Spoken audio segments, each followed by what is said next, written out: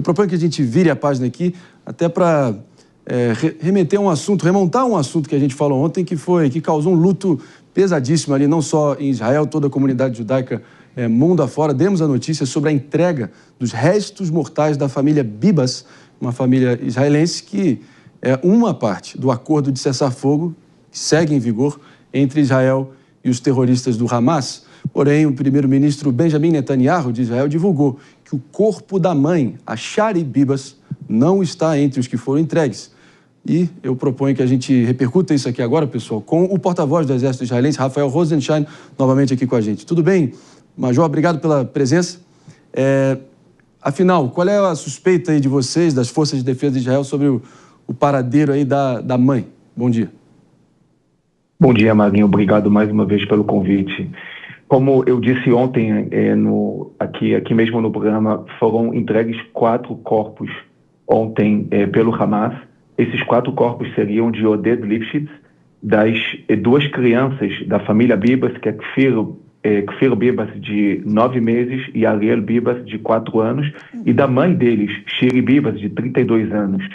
Os corpos foram levados para o Instituto Médico Legal para dois motivos. Primeiro, para serem identificados, e segundo, para identificar o motivo da morte dessas 4 pessoas. Oded Lifshitz foi identificado, é um senhor com 82 anos, e foi concluído que ele foi assassinado pelos terroristas do Hamas há mais de 1 ano atrás. Os 2 bebês foram também identificados, Kfir e Ariel. Eles foram assassinados brutalmente por terroristas do Hamas, e a mãe deles, que seria a Shiri Bibas, o corpo dela não foi identificado. Em vez de colocar o corpo de Shiri Bibas, os terroristas do Hamas colocaram o corpo de uma mulher palestina da faixa de Gaza. Isso é uma barbaridade tão grande, uma crueldade que não tem como explicar em palavras. Veja bem, Marinho, os terroristas do Hamas sequestraram bebês, assassinaram bebês. Eles mentiram dizendo que o exército israelense matou os bebês em ataques aéreos. Depois, eles utilizaram os bebês como uma carta de negociação para a troca de terroristas. E depois fizeram um show de humilhação, cantando músicas de casamento e levando crianças palestinas para festejarem a devolução de bebês. E depois, como se não fosse suficiente, eles trocaram o corpo de Shiri Bibas por um corpo de uma palestina. Isso mostra não somente a crueldade do Hamas, mas mostra como o Hamas não dá valor para seu próprio povo. Eles colocaram o corpo de uma palestina no caixão, não dá o mínimo valor para seu próprio povo. E eu posso dizer para vocês que acabou de ser revelado que os bebês não foram assassinados por tiros. Eles foram assassinados pelas mãos dos terroristas. Eu não vou me alongar em relação a isso. Eu nem sei se nesse horário, com crianças assistindo, eu posso falar mais em relação a isso, mas é uma barbaridade tremenda. Eu acho que aquelas pessoas que manifestam apoio, acham que estão manifestando apoio aos palestinos e colocam camisa do Hamas, chamando o Hamas de resistência ao povo palestino, eu acho que finalmente eles podem entender quem é o verdadeiro Hamas. Essa guerra é da civilização contra a barbaridade. E eu sugiro a todos que fiquem do lado da civilização. Sim. E não da barbárie. Sinceramente, esse ritual macabro e diabólico que a gente viu ontem chocou Israel, o mundo inteiro em grande parte. Acho que talvez se assemelhe ou até supere, e muitos piores atos públicos nazistas, em algum grau. Mas eu queria só trazer aqui um detalhe para vocês perceberem que esse movimento todo do Hamas está sendo rechaçado não apenas por simpatizantes judeus ou israelenses, né? O Grão Mufti, né, um líder religioso relevante da Arábia Saudita, o Abdulaziz bin Abdullah al-Sheikh, veio a público classificando o ato do Hamas de abominação e uma profanação contra Alá. Diante de tudo isso, você acha que o cessar-fogo, como ele está composto no momento, está comprometido? Como é que você está vendo isso, Major? Olha, amanhã nós temos que receber mais 6 reféns vivos que estão sendo mantidos pelo Hamas já há 504 dias na faixa de Gaza. Nós temos 2 objetivos nessa guerra. O primeiro é trazer de volta todos os nossos reféns. Ainda tem 70 reféns na faixa de Gaza. E o segundo é desmantelar a capacidade militar terrorista do Hamas. Se esses 2 objetivos forem concretizados, o cessar-fogo vai continuar. De qualquer forma, quem está administrando o acordo de cessar-fogo é o governo de Israel, e nós vamos atuar de acordo com as decisões do governo israelense. Antes da gente concluir o papo aqui, então, Rafael Rosenstein aqui com a gente, membro das Forças de Defesa de Israel. Felipe Monteiro com a pergunta final. Bom dia, Rafael. O Hamas ele acabou assumindo, né, o erro em entregar o corpo de outra pessoa, né? Eu queria saber o seguinte: você vê chances do cessar-fogo ser cancelado por conta desse fato? Como é que estão as tratativas com o Hamas em relação a esse erro que eles fizeram aí? Não sei se esse erro foi proposital ou foi realmente um erro desculpável, né?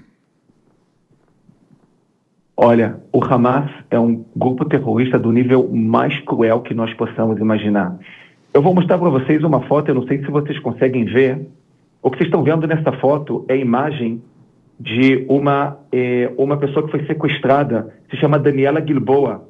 O Hamas publicou uma foto dela em setembro, dizendo que ela foi morta por um ataque israelense. E publicou a foto dela morta e uma outra foto mostrando a tatuagem que ela tem. Daniela Gilboa, ela não foi morta. Ela estava viva e ela foi libertada há 3 semanas atrás. O Hamas fez um teatro obrigando ela a se fingir de morta, colocando pó em cima dela para que mostrasse a todos que ela foi morta por um ataque israelense. Então, é lógico que o Hamas é um grupo terrorista cínico, cruel. É lógico que esse tipo de atuação é um tipo de atuação que confere a forma de atuação, o modus operandi do Hamas. Então, o Hamas tem a obrigação de devolver imediatamente a Shiri Bibas. Se está viva, devolver ela para sua família. E se ela está morta, devolver para ser enterrada com respeito aqui em Israel. Se o Hamas cumprir os termos do acordo, o acordo de cessar-fogo vai continuar. Isso está agora nas mãos do Hamas. A ver as cenas dos próximos capítulos dessa barbárie, dessa insanidade toda. A gente, enfim, estende aí os nossos mais sinceros sentimentos a todo mundo que está chocado com o que está acontecendo. E, claro, a gente faz aqui também um apelo, se vocês quiserem acompanhar no detalhe também todos os pronunciamentos aí do Rafael Rosenstein, sempre aqui com a gente no Morning Show. No Instagram, você pode segui-lo no @Rafael_Rosenstein, no caso ROZENSZAJN. Confere? É isso aí. Obrigado demais, então, pela presença. Obrigado, Maguinho. Meus amigos. E a gente segue adiante aqui no meio desse morticínio, dessa loucura, mas deu o que falar esse caso aí, acho que foi aquele estalo, né? Aquele estopim, assim, para voltar a reacender o mais alto nível de temperatura ali nessa região. Algo a declarar? Não, eu acho que é uma situação bizarra, muito triste em relação à família. 2 bebês voltando dentro de um caixão. Uma mãe que ainda não está em casa. Vale muito triste. Eu até fico desnorteada com uma situação dessa. Mas eu acho que também a gente precisa ver que essa guerra tem vítimas dos 2 lados. O Hamas é uma organização terrorista que sequestra a autonomia e que sequestra e faz vítimas também na faixa de Gaza. Os bebês estão mortos dos 2 lados. E isso é uma situação que, como sociedade, a gente precisa endereçar. O mundo não pode ser um lugar onde uma criança está sequestrada por um grupo terrorista e assassinada, nem um lugar onde um exército pode bombardear uma área de civil. Então, o mundo também precisa desse equilíbrio e dessa empatia. É muito triste, André, a situação de ontem. O Benjamin Netanyahu, primeiro-ministro de Israel, fez uma situação ontem em relação a esses corpos, deixou os caixões visíveis. E ver a comoção das pessoas vendo seus compatriotas, vendo 2 crianças, é realmente traumática, desnorteadora. E a gente precisa endereçar o cessar-fogo como um instrumento muito importante de acabar com essa situação esdrúxulamente triste e traumática que está acontecendo nessa região. Então, toda a minha solidariedade à família que tem esses entes queridos assim, e eu espero que sejam aptos a ter o corpo da Shiri também em breve. E aí, mano, como é que você viu essa situação toda? Não, eu acho que a Jess foi muito feliz nas palavras, né? São casos que fazem com que a gente questione a humanidade, né? Que a gente questione a nossa civilização e como que estamos tendo muita dificuldade de construir um mundo melhor. Estamos no século XXI e continuamos convivendo com a barbárie em estado puro, né? Com o mal banalizado. E a gente precisa mudar isso. E para mudar isso, nós precisamos construir instituições. A lei do mais forte acaba gerando a repetição e a reprodução de cenas como essa. Então, nós precisamos guiar as relações internacionais e a construção de sociedades melhores nos ambientes domésticos a partir de valores e da construção de instituições com respeito ao próximo e a quem pensa diferente. Não, tem um ponto que eu quero colocar aqui. É claro que essa guerra é um absurdo dos dois lados, né? Ninguém vai falar que não, né? Claro que Israel, em muitos momentos, também errou em muitos pontos. Mas esse fato em si é um fato muito grave, né? No meio de cessar-fogo, né? Não dá pra gente não relativizar isso. No meio de cessar-fogo, o Hamas entregou para a mãe um corpo errado. Todo mundo sabe que o enterro no judaísmo tem um conceito muito diferente de outras religiões, né? A família, ela só entra no período de luto quando enterra o corpo do seu familiar, do seu ente querido, não é? Sem enterrar o corpo, né, a família não consegue passar pelo processo de luto, que ocorre 7 dias depois do enterro. Tem todo um processo de purificação do corpo. Então, a partir do momento que você vê que o Hamas, no cessar-fogo, como estava combinado, entregar o corpo da criança para a mãe, que estava na expectativa de poder passar por esse processo fúnebre da forma tradicional para o judaísmo, né, e poder realmente depois fazer o luto, ela não conseguiu fazer, foi uma provocação direta. Claro que foi uma provocação direta, né?